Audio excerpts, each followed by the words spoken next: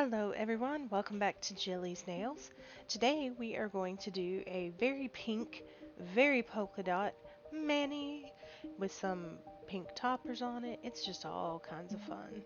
So I've already gone in and painted a base coat with Pink Smart from Sinful Colors, and I'm using the Queen latex tape around my cuticle area because I'm going to use a stamp I've never used before, and I'm really excited about it because it's pretty cool.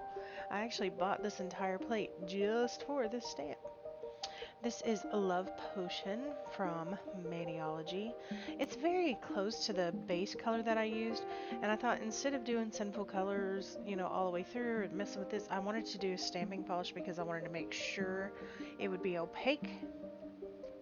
And these are the plates that we're going to use. That one is from Born Pretty. I have quite a few of their plates as well and really like them, enjoy the quality on them. But this one is the one I'm excited about. It's the empty slot. I've never used one of these before. They've been around forever. I've just never done it. You can use them to make your own kind of style inside of there, and then a lot of people use them for gradients, and that's what I'm going to do. I'm going to test it out and do a gradient, and I'm going to do that. It made me so mad because that was the perfect pickup. It would have been really, really good on the first try, and I dropped it. And so we're going back in for round two.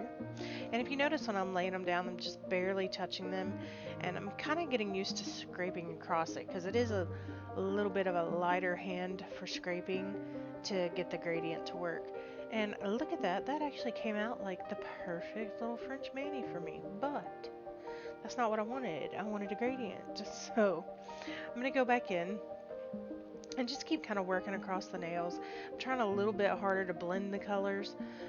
There is a very fine line on this between blending and wiping off the polish.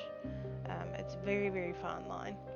So I tried to blend a little bit more and then kind of went up just a little bit higher so it would give it a little more of that faded look to it.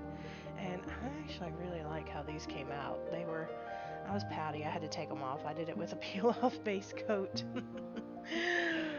I'm finding more and more often that I'm making manis and I'm like, I don't want to take it off. And I have to because I used to peel off base coat. So, very annoying to an extent, but also super cute when it's done. And when we do the gradient with the polka dots, we're actually going to reverse it where the lighter color polka dots are on the dark color and the darker color polka dots are on the light color. So it's basically doing a gradient for the actual stamp itself and a gradient on the nail for part of the nail art.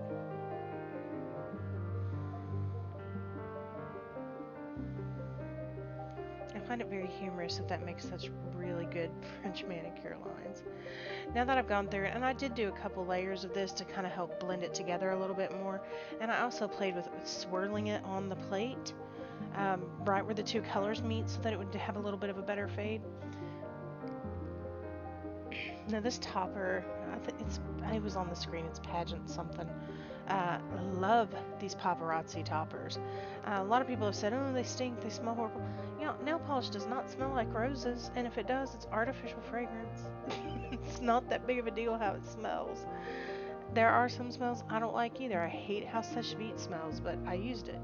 If you look in my video where I talk about my nail fails of the year, number 13 from Sundays, it has a scent to it, and it's a very heavy scent that does not fade.